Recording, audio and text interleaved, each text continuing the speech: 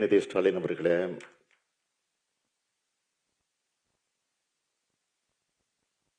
Marxist communist கட்சியினுடைய தமிழ் மாநில செயலாளர் திரு சண்முகம் அவர்களே, கழகத்துடைய துணை பொதுச் செயலாளர் அந்தியூர் செல்வராஜ் அவர்களே, மாண்புமிகு அமைச்சர் பெருமக்கள் ராஜ கண்ணப்பன் அவர்களே, அனிதா ராதாகிருஷ்ணன் அவர்களே, தம்பி அன்பில் மகேஷ் பொய்யாமொழி அவர்களே, திருமதி கயல்விழி செல்வராஜ் அவர்களே, தென்சென்னை நாடாளுமன்ற உறுப்பினர் தமிழச்சி தங்கபாண்டியன் அவர்களே, வடசென்னை நாடாளுமன்ற உறுப்பினர் திராவிட இயக்க தமிழர் செயலாளர் மதிப்பிற்குரிய பேராசிரியர் சுபவி அவர்களே, வருகை தந்திருக்கக்கூடிய சட்டமன்ற உறுப்பினர்களே, சென்னை தெற்கு மாவட்ட கழகத்தினுடைய நிர்வாகிகளே, தலைமை கழகத்தினுடைய நிர்வாகிகளே, மாவட்ட கழகத்தினுடைய செயலாளர்களே, உள்ளாட்சி கழகத்தின் பல்வேறு அணிகளை சார்ந்திருக்கக்கூடிய துணை அமைப்பாளர்களே, மணமக்களுடைய குடும்பத்தை சார்ந்திருக்கக்கூடியவர்களே, பெரியோர்களே, தாய்மார்களே, என் உயிரோடு கலந்திருக்கக்கூடிய தலைவர் கலைஞர் அவர்களின் உயிரினும் உயிரான அன்பு உடன்பிறப்புகளே, உங்கள் அனைவருக்கும் என்னுடைய அன்பான வணக்கம். தென்சென்னை செயலாளர் உறுப்பினர் நம்முடைய அருமை சகோதரர் திரு வேலு, திருமதி சுசிலா தம்பதியுடைய அருமை மகள் அனுஷா அவர்களுக்கும், திரு ரங்கராஜன் லதா தம்பதியுடைய அருமை மகன் தருண் தன்ராஜ் அவர்களுக்கும் நம்முடைய அன்பான வாழ்த்துக்களோடு இந்த மணவிழா நிகழ்ச்சி நடந்திருக்கிறது. இந்த மணவிழா நிகழ்ச்சியில கலந்து கொண்டு மணவிழாவை நடத்தி வைத்து அதே நேரத்தில் மணமக்களை வாழ்த்தக்கூடிய ஒரு சிறப்பான வாய்ப்பை பெற்றமைக்கு நான் மிகுந்த மகிழ்ச்சி அடைகிறேன். இங்கு நம்முடைய நன்றி உரையாற்றுகிற போது மயிலை வேலுவர்கள் ஒன்றை குறிப்பிட்டு சொன்னார். எனக்கு எவ்வளவோ பெருமைகள் வந்தாலும் சிறப்புகள் வந்தாலும் நீங்கள் அதாவது தலைவர் இந்த நிகழ்ச்சியை நடத்தி வைப்பதுதான் எனக்கு பெருமை என்று எடுத்து சொன்னார். நானும் சொல்லுகிறேன், உங்களுக்கு எப்படி நான் இந்த நிகழ்ச்சிக்கு பெருமை வந்திருக்கிறதோ அதே போல் இந்த நிகழ்ச்சிக்கு எனக்கு பெருமை வந்திருக்கிறது என்பதையும் நான் தெரிவித்துக் கொள்ள விரும்புகிறேன். இன்னொன்றையும் சொன்னார், குடும்பத்தின் சார்பில் நன்றி என்றார். அப்படி என்றால் நாங்கள் என்றால் யார்? நாங்களும் உங்களுடைய குடும்பம்தான். ஏனால் இந்த கழகத்தை அண்ணா அவர்கள் உருவாக்கிய நேரத்தை ஒரு குடும்ப பாச உணர்வோடு தான் உருவாக்கி தந்திருக்கிறார்கள். ஆக வாழ்த்தியவர்களும் வாழ்த்த வந்திருக்கக்கூடியவர்களும் அதே உணர்வோடு தான், குடும்ப பாச உணர்வோடு தான் இந்த நிகழ்ச்சிக்கு வருகை தந்து மணமக்களை வாழ்த்தி கொண்டிருக்கிறார்கள். வரவேற்புரையாற்றிய தம்பி உதயநிதி அவர்கள் பேசுகிற போது நான் என்ன பேச வேண்டும் என்று நினைத்து வந்தேனோ அதை அவர் பேசிவிட்டார். என்றால் என்னுடைய மகனாச்ச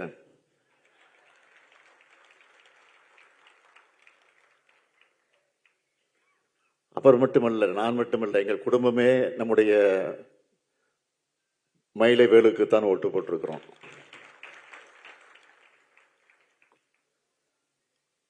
அவை வேலுவர்கள் எங்களுடைய எம்எல்ஏ மட்டும் அல்ல, கட்சியை பொறுத்தவரையில் மாவட்ட கழகத்தினுடைய செயலாளர் என்று பார்க்கிற போது சித்தரஞ்சன் சாலை என்பது சென்னை தெற்கு மாவட்டத்தில் தான் இருக்கிறது. எனவே அவர் எங்களுக்கும் மாவட்ட செயலாளராக இருக்கிறார். அப்படிப்பட்டவருடைய இல்லத்தில் அவருடைய அருமை மகளுக்கு நடைபெறக்கூடிய இந்த மனவிழா நிகழ்ச்சியில பங்கேற்கிற போது உங்களோடு சேர்ந்து நானும் மணமக்களை வாழ்த்துவதற்கு கடமைப்பட்டிருக்கிறேன். நம்முடைய வேலுவர்களை பொறுத்தவரையில் சொல்ல வேண்டும் என்று சொன்னால்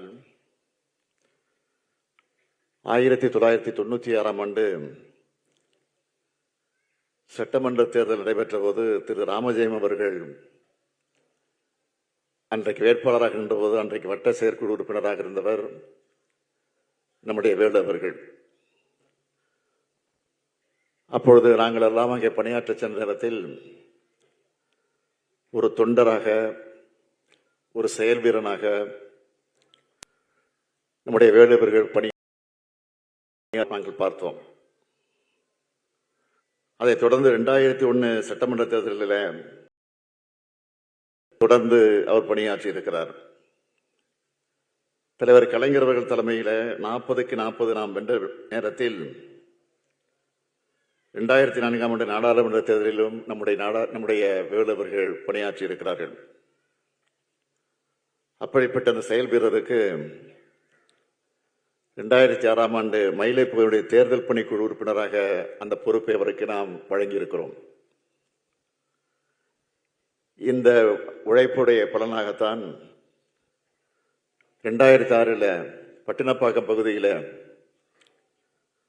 நான் சென்னைக்கு மேயராக போட்டியிட்ட போது, 2வது முறை போட்டியிட்ட போது, அன்றைக்கு அவர் மாநகராட்சி மன்ற உறுப்பினராக வர வேண்டும் என்று வேட்பாளராக நின்று போட்டியிட்டு வென்றவர் நம்முடைய வேலு அவர்கள். அதற்கு பிறகு 2007ஆம் ஆண்டு ஒருங்கிணைந்த மயிலாப்பூர் பகுதியுடைய செயலாளராக, பிறகு மயிலாப்பூர் தொகுதி கட்சியினுடைய வளர்ச்சிக்காக 2ஆக பிரிக்கப்பட்ட போது கிழக்கு பகுதியினுடைய செயலாளராக பொறுப்பேற்று பணியாற்றி படிப்படியாக உயர்ந்து இன்றைக்கு மாவட்ட செயலாளர் என்ற பொறுப்பை ஏற்றிருக்கிறார் என்று சொன்னால் ஏதோ ஊர்ந்து வந்து ஏறல, தவழ்ந்து வந்து ஏறல, படிப்படியாகத்தான் ஏறி இருக்கிறார். இந்த ஊர்ந்து தவழ்ந்து என்று சொல்கிற போது ஏன் கரவுகளை எழுப்பினீர் என்று எனக்கும் புரிகிறது, உங்களுக்கும் புரிகிறது. ஒன்றும் இல்லை, நடைபெற்று முடிந்திருக்கக்கூடிய சட்டமன்ற கூட்டத்தொடரில்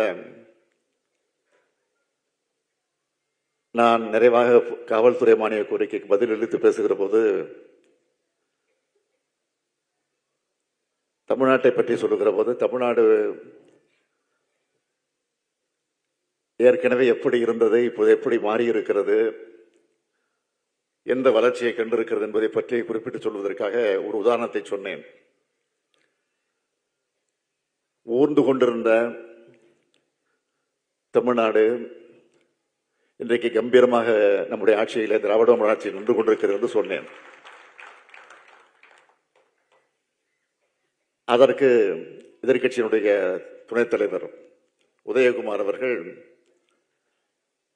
அதெல்லாம் நான் பேசி முடிச்சதுக்கு பிறகு அதோடு விட்டுருந்தா அந்த பிரச்சனையே வந்திருக்காது, நான் பேசி அதோடு போயிருக்கோம், வெளியிலையும் வந்திருக்காது, பிரபலமாக செய்தி வந்திருக்காது, தானாக வந்து மாட்டிக்கொண்டார்கள். நான் பேசி முடித்ததற்கு பிறகு எழுந்து சபாநாயகரை பார்த்து முதலமைச்சர் சிறப்பாக பேசினார், தெளிவாக பேசினார், ஆனால் இடையிலே ஊர்ந்து வந்தது என்பதை மட்டும் அவைக்கு ஒரு விருது நீக்க வேண்டும் என்று சொன்னார். நான் உடனே கேட்டேன், ஊர்ந்து என்பது அவர்களுக்கு பிடிக்கவில்லை என்று சொன்னால் தவழ்ந்து என்று போட்டுக்கொள்ளுங்கள் என்று சொன்னேன். குழந்தைகள் தவழ்ந்து வர்றது தப்பா சொன்னேன். ஏற்கனவே எஸ்டிபிஐ மாநாட்டில் இதே எடப்பாடி பழனிசாமி அவர்கள் அவருடைய புகழை பற்றி பேசுகிற போது அவர் எப்படியெல்லாம் முதலமைச்சர் பதவிக்கு வந்தார் என்பதற்கு அவரே பேசியிருக்கிறார். நான் தவழ்ந்து தவழ்ந்து தவழ்ந்து படிப்படியாக வந்து முதலமைச்சராக வந்திருக்கிறேன் என்று அவரே பேசியிருக்கிறார். அது இப்ப வைரலாம் ஓடிக்கிட்டு இருக்கு. இப்போ நான் நேத்தான் பார்த்தேன், அதுக்கு முன்னாடியே பார்த்திருந்தா நானும் அதை சொல்லியிருப்பாங்க சட்டமன்றத்தில். நேத்தான் எதுக்காக சொல்றேன்னா, அப்ப கூட கேட்டேன், விடாம அந்த தவழ்ந்து வேண்டாம் அப்படின்னு சொல்லிட்டு இருக்காரு. யாரு? உதயகுமார் எந்திரிச்சு சட்டமன்றத்தில் அதை எடுத்துருங்கன்னு நான் சொன்னேன். அது அன்பார்லிமெண்ட் விட கிடையாது. யாரையாவது குறித்து நான் பேசி இருப்பதாக நீங்கள் கருதினால் யார் என்று சொல்லுங்கள், நான் எடுத்து விடுகிறேன், அதற்கு நானே சிபாரிசு செய்கிறேன் என்று சொன்னேன். உட்கார்ந்து விட்டார். இதான் நடந்துச்சு. எதுக்காக சொல்றேன்னா, நம்முடைய வேலுவர்கள் பார்ப்பதற்குத்தான் கொஞ்சம் அமைதியாக இருப்பார். ஆனால் ஒரு செயல் வீரனாக எதை பற்றியும் கவலைப்படாத வகையில் எதற்கு அஞ்சாமல் அவர் பணியாற்றுகிற அந்த பாங்கை பார்த்து நாங்கள் எல்லாம் பெருமைப்படுவது உண்டு. அதனால்தான் இன்றைக்கு மயிலை தொகுதியுடைய மக்களுடைய அன்பை பெற்று ஆதரவை பெற்று சட்டமன்ற உறுப்பினராக தேர்ந்தெடுக்கப்பட்டு இன்றைக்கு கம்பீரமாக மக்கள் பணியை ஆற்றிக் கொண்டிருக்கிறார் என்பதை பார்க்கிற போது நான் உள்ளபடியே மகிழ்ச்சி அடைகிறேன். அவர் சமூக வலைத்தளங்களில் போடக்கூடிய செய்திகளை எல்லாம் நான் பார்ப்பது உண்டு. அது காற்று வரைகிறது அவர் ரொம்ப வல்லவர். அந்த காற்று எல்லாம் பார்த்தோம்னா ரொம்ப அமைதியா, ரொம்ப மரியாதையா, தேவையில்லாத விமர்சனங்கள் எல்லாம் வராத வகையில் நம்முடைய கொள்கைகளை, எதிர்கட்சியினுடைய குறைபாடுகளை விமர்சித்து அந்த காற்றெல்லாம் போட போது நான் உள்ளபடியே பெருமைப்பட்டது உண்டு. ஆக களப்பணியாக இருந்தாலும் சோசியல் மீடியா பணியாக இருந்தாலும் அந்த ரெண்டிலும் தீவிரமாக இருந்து நம்முடைய வேலுவர்கள் பணியாற்றி கொண்டிருக்கிறார்கள். அப்படி செயல்படக்கூடிய தம்பி வேலுவர்கள் இல்லத்தில் நடக்கக்கூடிய இந்த மனு விழா நிகழ்ச்சியில கலந்து கொண்டு நான் வாழ்த்து வந்திருக்கிறேன். இன்றைக்கு இருக்கக்கூடிய நிலைகள் எல்லாம் உங்களுக்கு நன்றாக தெரியும். ஏறக்குறைய ஒரு மாத காலத்திற்கு மேலாக சட்டமன்ற கூட்டத்தொடர் நடந்து முடிந்திருக்கிறது.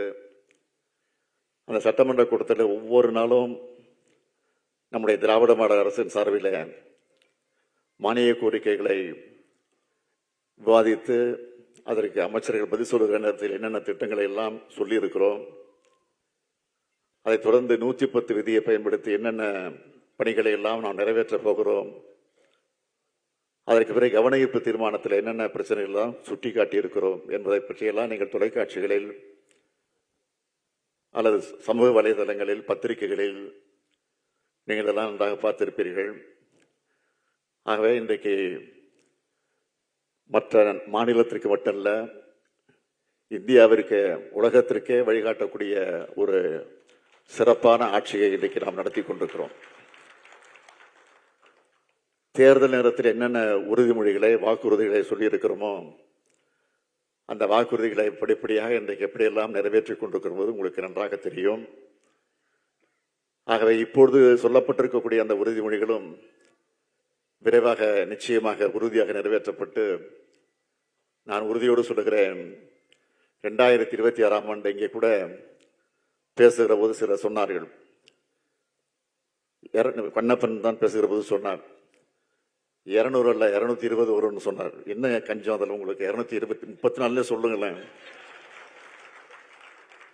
வந்தாலும் ஆச்சரியம் இல்லை. ஏனென்றால் போகிற இடங்களெல்லாம் நான் அந்த வரவேற்பை பார்க்கிறேன். ஒவ்வொரு மாவட்டத்திற்கும் போகிற போது நான் 4 கிலோமீட்டர் 5 கிலோமீட்டர் நடந்தே போறேன். அப்போ மக்கள் திரண்டு வந்து வரவேற்கக்கூடிய காட்சியை பார்க்கிற போது உள்ளபடியே மெய்சிலுத்து போகிறேன். ஆகவே நிச்சயமா, உறுதியா நம்ம எதிர்க்கக்கூடியவர்கள் எந்த நிலையில் வந்தாலும் சரி, எப்படிப்பட்ட கூட்டணி வச்சுக்கிட்டு வந்தாலும் சரி, ஒரு கை பார்ப்போம் என்ற அந்த உணர்வோடு தான் இன்றைக்கு நாம் நம்முடைய கடமை ஆற்றிக் கொண்டிருக்கிறோம். இதை பற்றியும் கவலைப்பட வேண்டிய அவசியம் இல்லை. அது வருமான வரித்துறையாக இருந்தாலும் சரி, அல்லது புலனாய்வுத்துறை அந்த துறையாக இருந்தாலும் சரி, சிபிஐ என்கிற அதை வச்சு மிரட்டக்கூடியதாக இருந்தாலும் சரி, இடி என்ற அந்த துறையை வச்சு மிரட்டினாலும் சரி, எதை பற்றியும் கவலைப்படாமல், ஏனென்றால் நாம் நெருக்கடியே பார்த்து வளர்ந்திருக்கக்கூடியவர்கள் நாம். தலைவர் கலைஞர் அவர்கள் 1975ஆம் ஆண்டு இந்தியாவில் நெருக்கடியில் அமல்படுத்தப்பட்ட போது அதை எதிர்த்து இந்தியாவிலே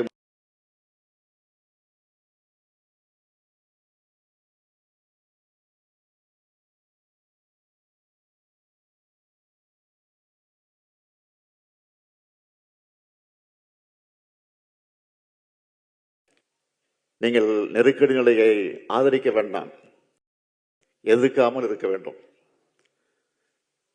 உங்கள் ஆட்சிக்கு இன்னும் சில நாட்கள் தான் இருக்கு, சில மாதங்கள் தான் இருக்கிறது.